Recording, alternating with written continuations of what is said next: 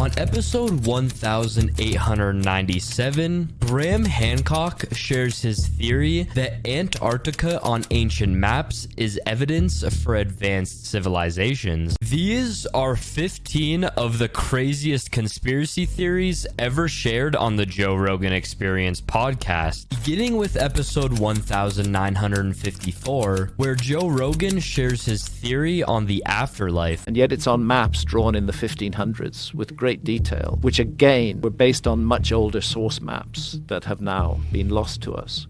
Astonishing thing is the so-called Pinkerton world map. I don't know if you can find it, Jamie. Drawn, I think, in 1813 or 1818, based on the latest exploration data at that time.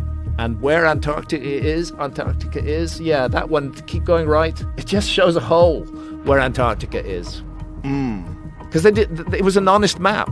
Nobody had found it by then. But if you go back to, for example, the Wolsey-Wooler world map drawn in 1530 or thereabouts, you find Antarctica is present. That map shows Antarctica exactly where it should be.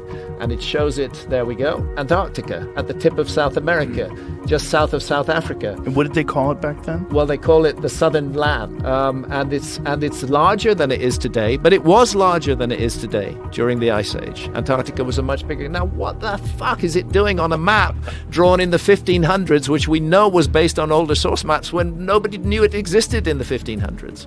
To me, the obvious answer is we are dealing with the fingerprints of a lost civilization that mapped the world and that left evidence of that mapping, which ancient map makers found and used and incorporated into their maps. These maps can be very confusing because they were trying to mix exploration data from their own period with data from the older maps. But when you look at these maps in depth, they're very, very intriguing.